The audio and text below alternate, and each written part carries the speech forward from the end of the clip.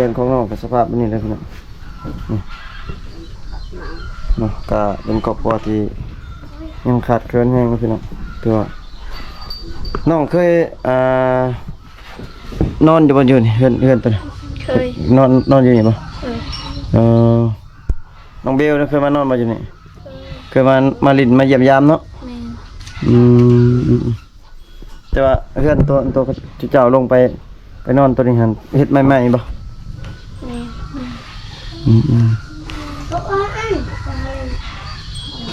น้ำหนึ่งเกมฝนตกนี่บ่หัวบ่น้องหัวพี่น้อง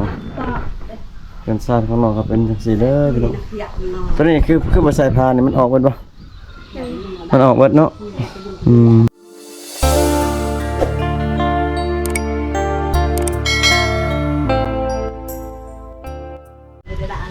สบายดีFC ของเราของไทยนะพี่น้องยินดีต้อนรับ FC เข้าสู่ช่องบ่าวผู้ไทยเด้อพี่น้องเนาะมื้อนี้บ่าวผู้ไทยกับทีมงานมาหา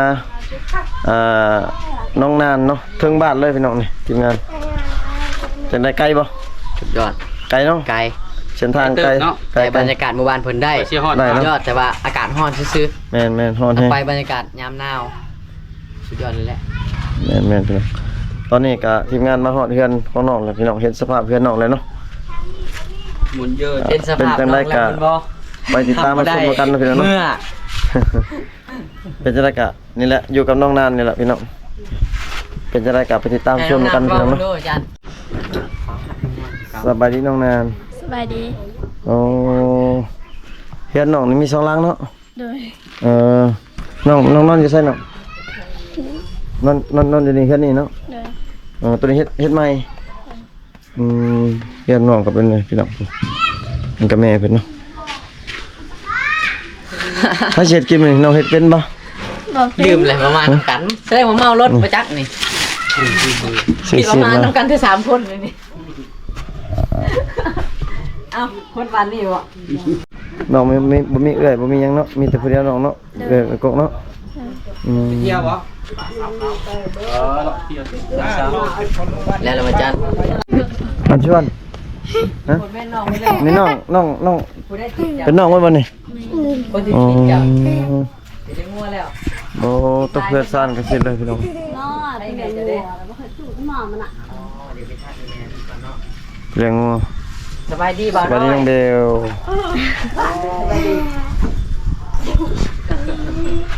ฮอดบ่น้องเบลสบายดีเด้อแม่เด้อ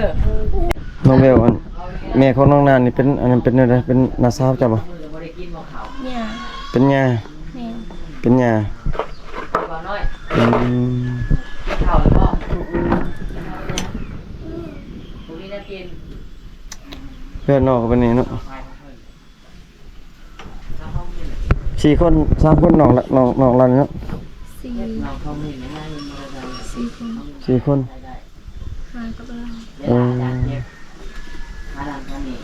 เอาลูกลายเนาะ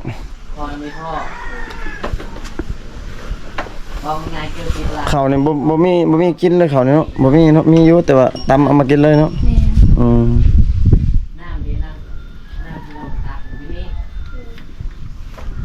อันนี้ก็เป็นแม่ของสาวนานนะพี่น้องทีมงานเป็นยังขึ้นไปถามน้องอยู่เนาะน้องเบลน้องนานพาขึ้นอยู่เทิงเฮือนมึงดูได้ป่ะได้พาขึ้นมึงขึ้นเบิ่งขึ้นนำกันขึ้นเบิ่งขึ้นกัน2 คนเลยมันนี่ขึ้นเลยมันใส่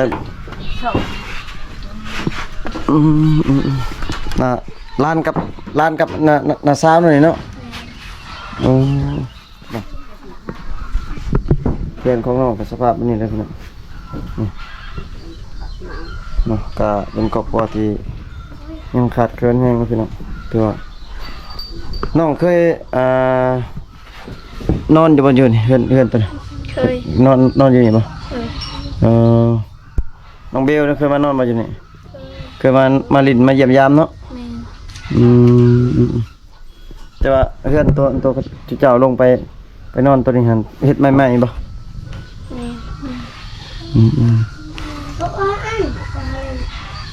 กันน้ำหนึ่งเกม ฝนตกนี่บ่หัวบ่น้อง อ๋อ หัวอืม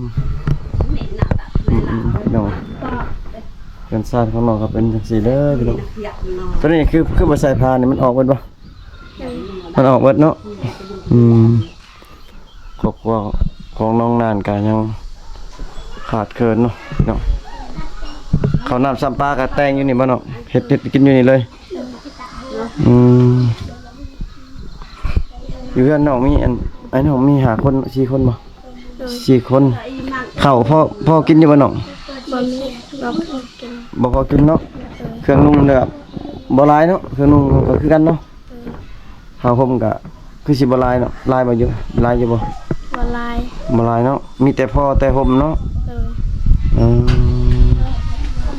ครอบครัวน้องก็ยังขาดเคินเนาะพี่น้องเขาคือเขาซ่านนี่บ่มีเลยบ่อยู่นี่บ่ บ่มี เลย ไม่ดีบ่ เขาคันบ่มีนี่เฮ็ดแนวกินน้องคือน้องกินบ่ได้เขาเอามาใส่ บ่ข้อน้ำมู ขอน้ำพี่น้อง โดย ทั้งชาวบ้านชิน้องเฮ็ดหน้าอยู่บ่น้อง บ่ บ่เฮ็ดหน้ามีแต่เฮ็ดให้น้องก็สู้ชีวิตแต่ว่ายังเรียนบ่มีก็ยังเรียนเนาะน้องเนาะ โดย ตอนนี้เรียนอยู่ห้องมอะไรม สอง มสองเนาะ โดย FC ท่านใดที่ใจบุญหรือว่าผู้ใหญ่ใจดีเนาะคิดอยากสนับสนุนหรือว่าช่วยน้องก็สามารถช่วยเหลือน้องได้เด้อพี่น้องเนาะขอเฮือนซ่านน้องก็มันขาดเกินแฮงแต่น้องบ่ได้นอนอยู่เฮือนนี่แหละพี่น้องแต่น้องนอนอยู่เฮือนลุมบ่ล่ะพี่น้องเฮือนน้อยๆล่ะพี่น้องเนาะเป็นแบบหันๆน้อยๆพี่น้องเอ้ยสิละ FC ท่านใดที่สงสารเมตตาน้องก็ช่วยเหลือน้องครอบครัวน้องเด้อพี่น้องเด้อเนาะน้องก็เป็นเอ้ยกกเนาะลูกกกเนาะเนาะ โดย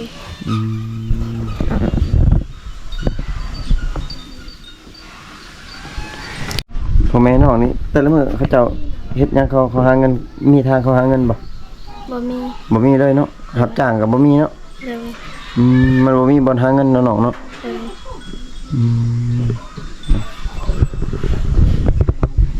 ก็น่าสงสารน้องๆอยู่พี่น้องเอ้ยครอบครัวน้องเฮือนน้อง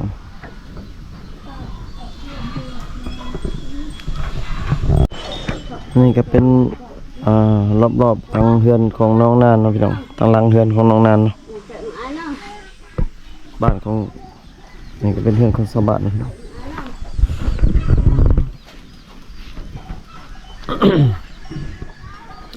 เฮือนหลังน้อยๆแล้วพี่น้องเฮือนแอมพาไม่เหี้ยเลยเนาะอันนี้เป็นแบบว่าการหาเงินน้องมีอาชีพพอของน้องเนาะอาชีพพอของน้องก็เฮ็ดนี่แหละพี่น้องเฮ็ดตีนเสาขายเนาะตีนเสาขาย ชื่อบ่ ตีนเสาขายเฮ็ดบล็อกเฮ็ดหยังขายเพราะว่าอยู่บ้านนี่ก็มันบ่มีบ่อนทำมาหากินเนาะแบบว่ารับจ้างอิหยังเนาะพี่น้องก็เฮือนสร้างก็สิเป็นแบบนี้เนาะพี่น้องก็น่าอีต้นสงสารทางครอบครัวน้องอยู่เนาะพี่น้อง ไปมา ร้อนๆอากาศพี่น้อง ไปมาบ่เฮา เป็นอะไรเนาะมาฮอดบ้านเป็นไงม่วนบ่ ม่วนม่วนเนาะอยู่บ้านตัวเองเนาะ โดย ถึงว่าสิเป็นแบบบ้านน้อยๆบ้านที่เป็นไปได้ก็เป็นบ้านตัวเองที่ว่าม่วนเนาะน้องเนาะมาอยู่บ่คืออยู่นี่อยู่บ้านน้องนี่มาอยู่บ้านน้องกับอยู่บ้านของน้องเบลนี่ตอนได้ม่วนก่อนอยู่มาอยู่นี่กับ มันอยู่นี่ ม่วนอยู่นี่เนาะแม่นน่ะแม่นอลีพี่น้องเพราะว่าบ่ได้เฮาเคยอยู่แล้วมันม่วนอยู่บ่นั้นเนาะน้อง โดย ถึงจะเป็นครอบครัวที่ทุกอย่างก็ยากพี่น้องเว้ยแต่ว่าเขาสิ้นเคยพี่น้องอยู่กับธรรมชาติอยู่นี่แล้วก็สิ่งแวดล้อมอยู่นี่เนาะมันก็ม่วนอยู่นี่นะพี่น้องเนาะ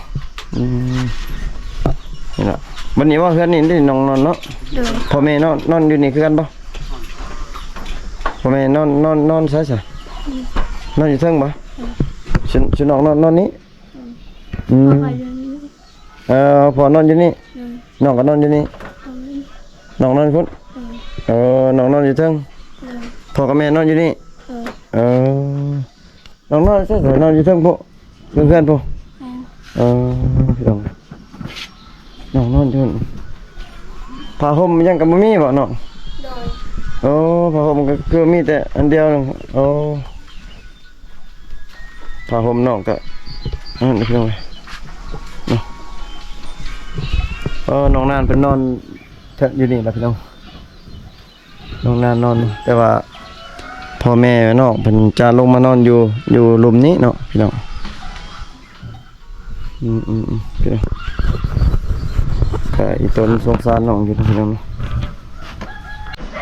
หมู่บ้านนี่ก็เป็นหมู่บ้านที่แบบต้นไม้ใบหญ้าหลายเลยพี่น้องหมากม่วงหมากขามหมากหยังครบเบิดพี่น้องดกพี่น้องเป็นสภาพเรือนของน้องนานเนาะบ่มีหยังเลยพี่น้องเอ้ยเนาะ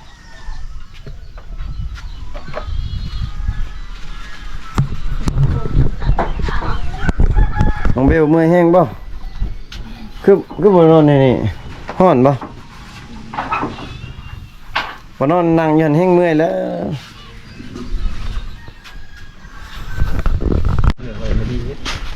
ตอนนี้น้องๆนะครับทีมงานสิลงไปเบิ่งน้ำเนาะพี่น้องหลังจากสัมภาษณ์น้องอยู่ในเฮือนแล้วถามน้องอยู่ในเฮือนแล้วก็สิน้องเพิ่นสิลงไปอาบน้ำนะพี่น้องโอ้สภาพแวดล้อมของแถวบ้านนี่พี่น้องหมู่บ้านนี่เป็นหลังคาเฮือนน้อยๆนะพี่น้องบ่ใหญ่พี่น้อง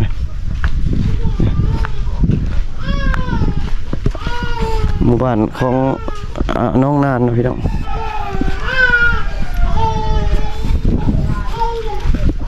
ก็จะคล้ายๆคือกันกับเพื่อนน้องนานนั่นแหละแถวๆนี้เนาะแต่ว่า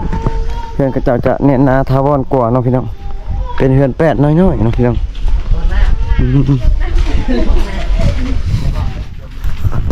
บ้านเพิ่นอยู่เนาะ โอ้พี่น้องวิวงามเลยพี่น้อง นี่ก็เสียแล้วน้องคือเก่าเนาะ เซลาน้องนะพี่น้องเซลาน้องเป็นแต่ว่าเป็นหาดเบิดเนาะหาดทรายหาดยังเลยโอ้จุดสุดเป็นแล้วพี่น้องเป็นหาดทรายนะพี่น้องมันเป็นแก่งนี่เนาะเป็นแก่งแล้วก็เป็นหาดทรายมีหินเนาะพี่น้องหินก็ใหญ่ๆทุกคน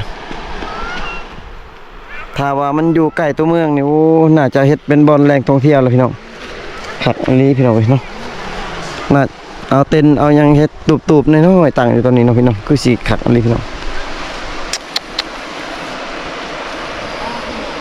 งามหลายพี่น้องเดี๋ยวบ่าวไทยสิลงลุ่มพุ่นละพี่น้องเนาะอาบน้ำเนาะงามหลายพี่น้องซาเบลน้องมาเล่นตลอดมาอยู่นี่เคยมาอยู่บ่อยู่แก่งนี่เนาะ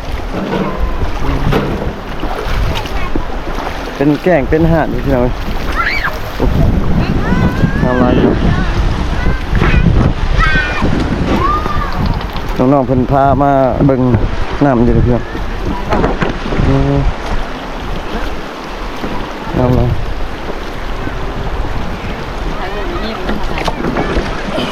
น้องสิอาบน้ำบ่น้องอาบน้ำบ่ฮะสิอาบน้ำเนาะ ทำแล้วคือมันจะบ้าบ่ ต้องอาบน้ำเลยน้องฮ้อนบ่น้อง ก่อน งามเนาะอาบน้ำบ้านน้ำนอนเนาะ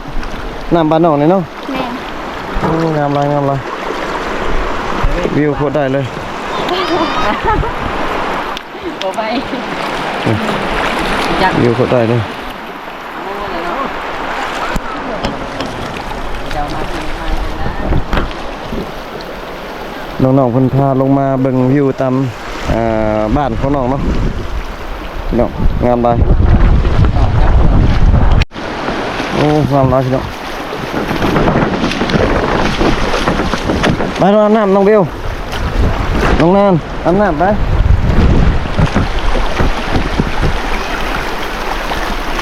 งามหลายพี่น้อ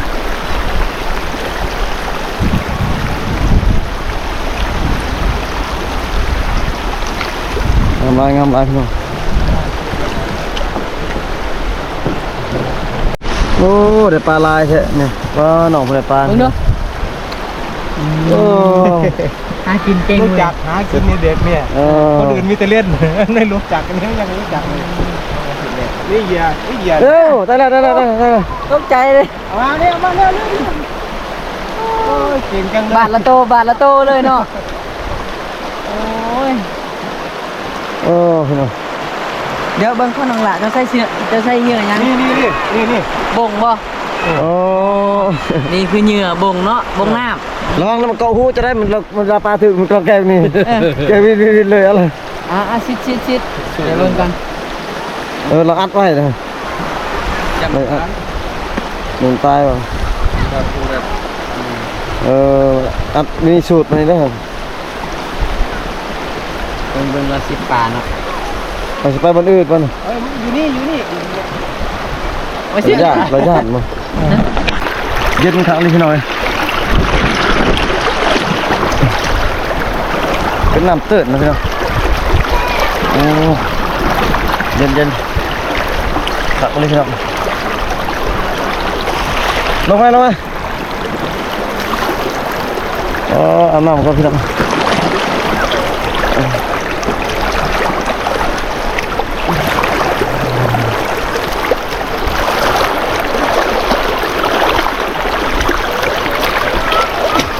โอ้สวยงามเลยพี่น้อง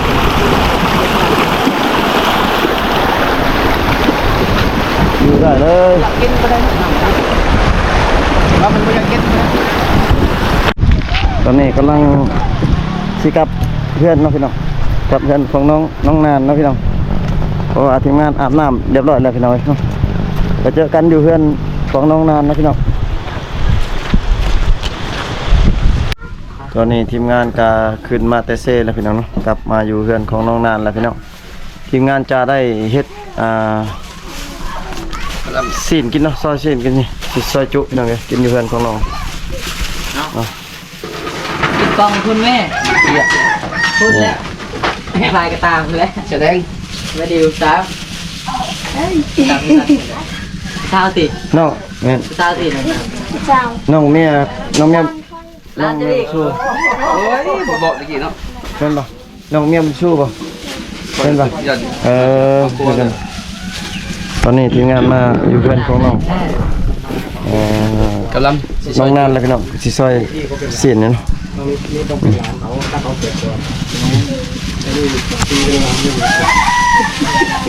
น้องเจ้าตักน้ำใส่โฟสนะ ตอนนี้หนุ่มไทยเป็นเฮ็ดเองกินเองเพิ่นเนาะ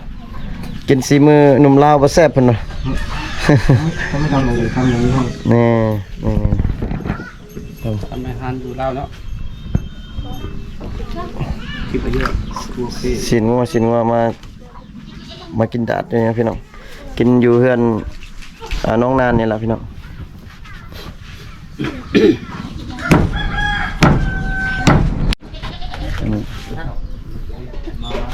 ลูกพี่เฮากำลังซอยเสียนอยู่นะ ตักน้ำเลย เพื่อนของน้องนะคือเก่าพี่น้องเนาะ ข้าวมุข้าวที่มีนะ มีนบ่เข้าเต้ เอาไปว่านังนานเกิน บ่พันนี่บ่ได้เสียนน่ะก็บ่ได้ ซอยที่ เสียนต้องซอย ยัดอันนี้ปลายมันก็มันอยู่บน สบายดีเด้อ สวัสดี เอามาแต่ซั่นนี่ มาที่โฮมงานพุ่นแหละ โอ้ ไปโฮมงานแล้วก็เจ้า มาส่งลูกสาวเจ้านี่ มาโชว์กันเลยเราไม่มีรถ มาส่ง จะเป็นแล้วเนาะ แมน พาลูกลาดนั่นแหละ มันเป็นพ่อของน้องนานเนาะเป็นฮักกะมาแต่เวียกพี่น้อง มาถ่ายคลิปน้องเพิ่น มาถ่ายคลิปถ่ายหยัง อยากมาเบิ่งเพิ่นสร้างเป็นจังไดอยากสัมภาษณ์นะอยากขอช่วยด้วยบ่แต่ว่าตามโชคชะตาของเฮาแหละอันที่จริง เป็นยัง เชฟใหญ่เฮากำลังซอยชิ้น เค ง่อย เปิดหานมาก่อนบ่ บอก บ่เคยเนาะ เปิดหันอยู่ในใจตัวเอง ปวดใจ เซฟเพิ่นเฮ็ดกินเนาะพี่น้องเนาะทีมงานเฮาเฮ็ดกินแต่อยู่พอกินได้เรื่องเพิ่นพี่น้องเว้ย อาการฮ้อนนี่ชินบ่งามมาแต่เช้า ตอนนี้น้องๆให้น้องๆเพิ่นลวกชิ้นก่อนพี่น้องลวกชิ้น ใช่กันนะ เ ให้น้องเพิ่นลวกซีนไปเลยสิเฮ็ดจุกินเนาะเฮ็ดสู่น้องนานน้องเบลกินเนาะพี่น้องสำหรับเพื่อนน้องพี่น้องโอ้หายพี่น้อง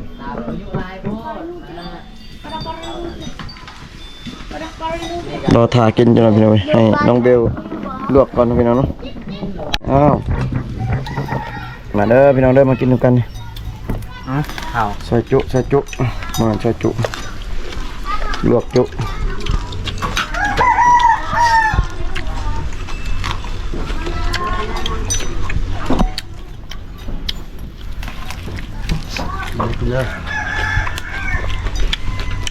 เอาเผาลูกพี่ เราเกี่ยวเขาไม่รับต้อนรับด้วย ไอ้ครูบ่ได้คุมหูไอ้สู่บ่ได้นอนนำ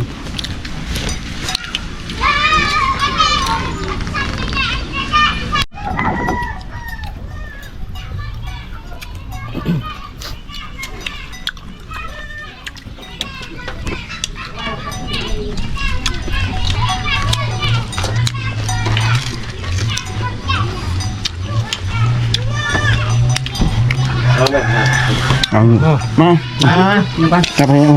โอเคเลย กินกันมายับเนาะ มาขึ้นมา เอาขึ้น เข้ามาต้องเกรงใจกันกินกัน กินกันเลย ไอ้น้องกันเอง กินข้าวกระยากินเลย เอากินเองกินหัวนี่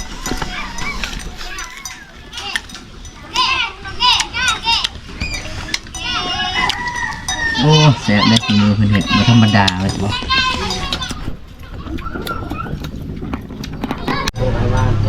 น้องมาวันนี้ไอ้เขาสิกลับก็เด้อน้องเด้อขอบใจหลายๆเด้อที่ต้อนรับแล้วก็พาชุมอ้ายไปเลาะไปเบิ่งเนาะวิธีธรรมชาตินั่นน้องเนาะแล้วก็คลิปนี้ก็สิบ่มีหยังหลายเนาะพี่น้องเนาะมาเบิ่งวิถีชีวิตของน้องแล้วก็มาเยี่ยมยามน้องอยู่ในเรือนเนาะพี่น้องเนาะบ๊ายบาย FC เด้อน้องบ๊ายบายแน่บ๊ายบาย